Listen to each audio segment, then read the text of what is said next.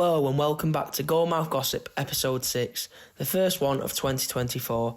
Today we'll talk about the shocking news of Klopp leaving Liverpool at the end of the campaign, and we'll also go through who we think have been the 4 standout players of the season. To start the pod, we've picked out 4 players who we think have performed well and impressed us over the first half of the Premier League season. As a defender, Toppers will pick the 2 defensive players and I will pick the more attack-minded players as the absolute goal poacher that I am. So the goalkeeper that I've picked out from the first half of the season is Vicario from Spurs. I think he's adapted very well to the Premier League in his first season. When he came in, it's safe to say that the feelings from Tottenham supporters were quite mixed, but he's proved that he is the real deal over the first 23 games he's played. He's kept 5 clean sheets and made 70 saves over the first half of the season. His passing average is 36.65 successful passes per game, which is higher than the likes of Alisson with 31.34 and Ederson with 27.33. So you can see that Vicario fits the mould of a modern ball-playing goalkeeper just as much as some of the big names. He's also got a save success of 66.7%, which is the 3rd highest from all goalkeepers in the league's current top 5. Overall, a very solid addition at Spurs for this season to replace Hugo Lloris. Next, from one North London club to the other for me, I've gone with Arsenal's Gabriel for my defensive pick. It seems like he's really come into his own this season, and from the outside looking in, he seemed a little bit overshadowed by William Saliba last season, who got most of the plaudits, but I think this season Gabriel has cemented himself as a solid part of the Arsenal backline. Some stats for you. So he's kept 5 clean sheets, making 21 blocks, 19 interceptions and 2 crucial last man tackles to deny goal scoring opportunities so far this season. He's popped up with 3 goals already, with an 88% pass completion rate suiting Arsenal's style of playing out from the back. Me personally, I'm not too much of a fan of it. I think even the top teams put themselves under too much pressure at times and end up getting caught. I think there's a time and a place for playing out from the back, but you can see that Gabriel has started to really suit that system in the first half of this season. He's aggressive and defends on the front foot, which I think complements Saliba's calm nature quite well. And an interesting fact, he's actually the Premier League's highest scoring centre-back since the 21-22 season. So there you go, Gabriel is my defensive pick. Well, for my midfield pick, I've gone for Phil Foden. Still a very young footballer, and I think if they win the Prem this year, it could be his 5th or 6th title. He's impressed this season, filling the shoes of Kevin De Bruyne, because he's been injured for a majority of the season. He's chipped in with 8 goals already in just 22 games, and 7 assists as well, so that's 15 goal contributions in 22 apps. He got a hat-trick against Brentford when they won 3-1, so he massively contributed there, and he's also scored some key goals against rivals United, against Spurs and also against Everton, so I think he's filled the shoes of De Bruyne very well. Other shouts that I could have gone for would have been Ross Barkley, who's done well at Luton, 3 goals, 3 assists, as well as Ward-Prowse at West Ham and McGinn at Villa, who have also had a good season, but I think the talent of Foden is beyond all of them, so that's why I've gone for him. I've gone for Ollie Watkins as the striker of the season so far, in my opinion. With Haaland being injured for the majority of the season, I think Watkins has been the next best. He's scored 11 goals for Aston Villa and got 10 assists. He's actually the top assister in the league, which is incredible for someone playing at Aston Villa. Villa sit 4th in the league, and a big part of this is because of his goals and assists. He's managed to get 21 goal contributions in just 23 games, and if anyone said Villa would be in the top 4 after halfway through the season, I think they'd have been shocked. And I'm just a fan of his journey as well. He's gone from non-league to the Prem, and not just making it in the Prem, but to being one of the best players, so I think he deserves to be in there for my pick of the season. And he doesn't just score tap-ins, he's a well-rounded striker, which I like to see. So Foden and Watkins are my 2 picks. Right, so we've gone through the 4 players that we think have done the best so far this season, but we thought we'd have a chat about the devastating news on both our behalves, really. Yeah, of Klopp leaving Liverpool. What was your first thought, Harry, when I messaged you? Big capital letters, Klopp is leaving. Disbelief. I didn't believe you, to be fair. Ben announced it to me, didn't you? I did. I played the role of Fabrizio Romano, didn't I? You actually did, because I had my phone on Do Not Disturb. I keep Ben on so I see his notifications, and then he said Klopp is leaving. I was like, what's he doing here? Why is he chatting rubbish? So I looked on Instagram and it was there.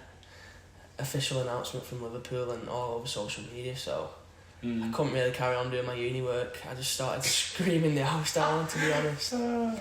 Devastating. Not great, is it, to be honest? But what as a Liverpool fan, what do you think, I mean, to the timing of it? Do you think they should have waited? Do you think it favours Liverpool, gives them a better chance of doing something, winning something this season? What do you reckon? I think the timing of it had to be when it was, because if you waited to the end of the season, then the players wouldn't have known either. And then, yeah, true. Like, I think it'd have got out because we'd have had to been trying to find a new manager, wouldn't we? Yeah. So the news would have leaked out, which is a worse way to do it. Even though it was a shock, I'd say the timing of it's all right because we're still on to almost win 4 trophies. We've got a chance of winning 4 trophies. So he's going out on a high, hopefully. Yeah. And then it also gives us that last push for the fans and the club to get behind him and try and give him what he deserves. And the fact as well, he said that he told them in November, didn't he? Yeah, exactly. So they probably have been looking for a replacement. They've probably done now, to be honest. Probably. It probably is like near enough, if not done now. Yeah. Who do you reckon then? As a Liverpool fan, who are you wanting? I would say that the most logical replacement is probably Xabi Alonso, who's the favourite. So would I.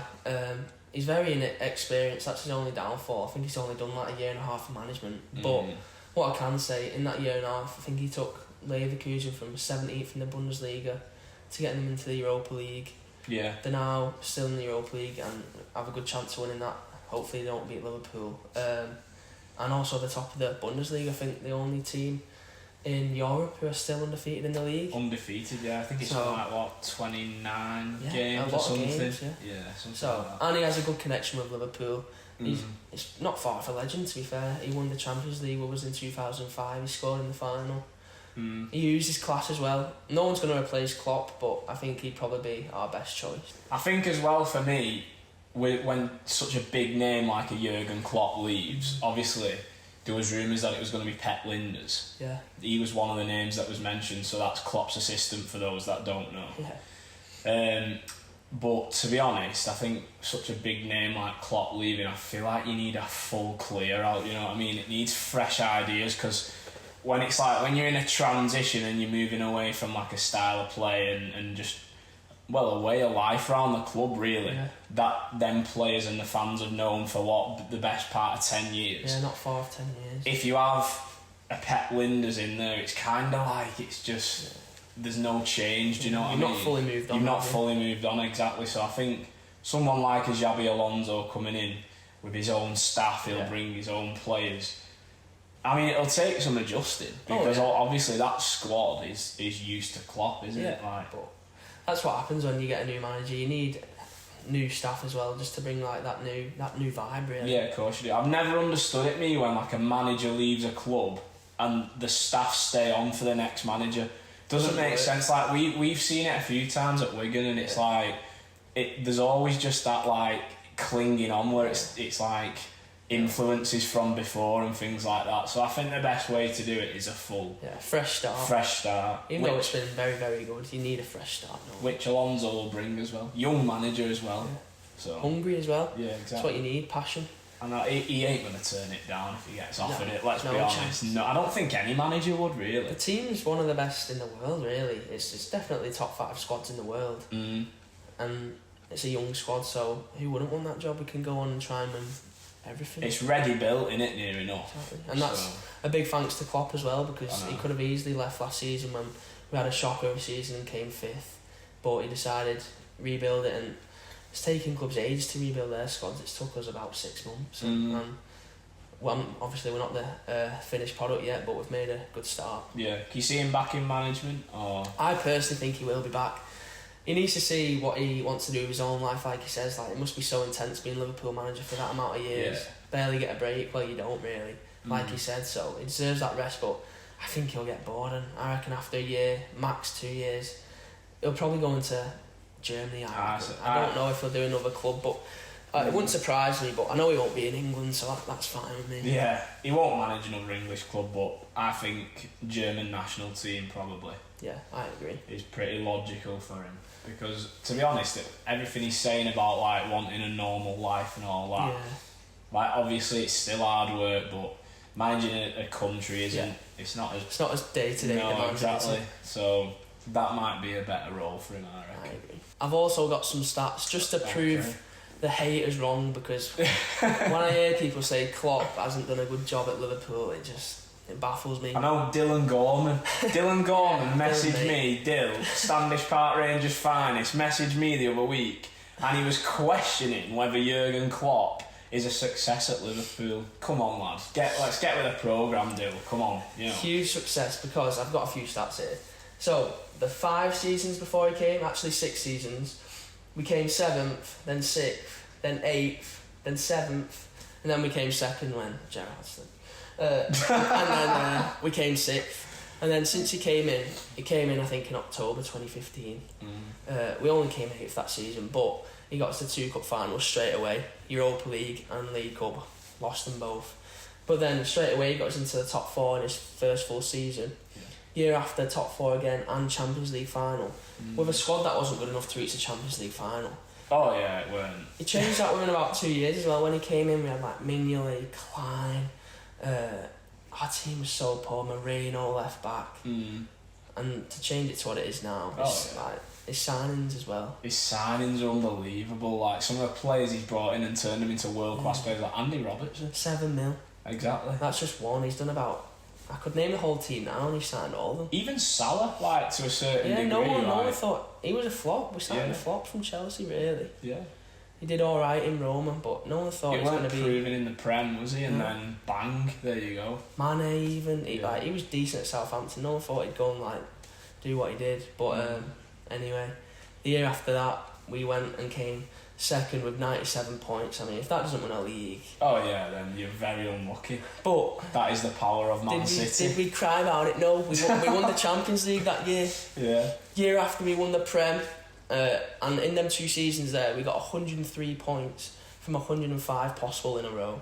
So from 35 Prem games in a row, we won 34 and drew 1. I mean, it's no team does that, obviously, apart from City, but financial fair play. FFP. We should have more than we have. That's shocking, that, as a side note. I mean, they've breached 115 or something charges and nothing's been done yet. But realistically, if they get punished then, we deserve them league titles. We got a point off them twice, but that's for another day. Yeah, he's won us everything that we could ever want. We nearly did the quad 2 years ago. We fell short just, but again we got 92 points and didn't win the Prem. We got to the Champions League final, but at least we won the 2 cups. The only bad season, in my opinion, that we had under him was last season, where it all just fell apart. We came 5th, the team looked old. That was a poor season, so hands up. It wasn't great, but even to be honest, like, towards the end of last season though, they did start picking up again. But just too late. Too late, but he's turned that around already, so fair play to him. And turned us from 6th, 7th, 8th to now 4th, 4th, 2nd, 1st, 2nd, 3rd even in that season, where we had Nat Phillips and Reece Williams at the back. Somehow we finished 3rd that season, and then again we've got a chance of the league this year, so what a man. Doubters to believers. Doubters to believers. We love him. He's going to be a big miss, not just for Liverpool but English football in general, because he's a big character. You know what, actually I was thinking the other day, like, let's say for argument's sake, like Poch leaves Chelsea or gets sacked. Poch would leave, Klopp, then like there's rumours that Ten Hag's not getting funds next summer. If he could be the start of a downfall. Like some big characters leaving. But the thing I want from our next manager is passion, because I just love it when we score a goal and he celebrates and how he fist pumps the goal. That's what you want in a team. I don't want a manager just to be like, like generic. Rafa when we scored. Writing notes. Right, I know, No, like, celebrate. So. I know. Legendary manager though, but I know what you mean. You can just see how much he cares, can't you? That's what you want as well in Liverpool. I think Xavi would be like that. Yeah, I've seen some clips of him, he looks a bit energetic, so I'll take that. Yeah. Obviously, you don't want the exact same as Klopp, but you need some passion there. Exactly. So that's pretty much summarises our thoughts, doesn't it, on Jurgen Klopp leaving at the end of the season. Yeah. I'm sure we'll be back for, will it be episode 7? Episode 7, yeah. Don't know what it'll be yet, but we'll figure that one out. We'll figure it out. Yeah, so from us, thank you very much for watching, and we'll see you in episode 7.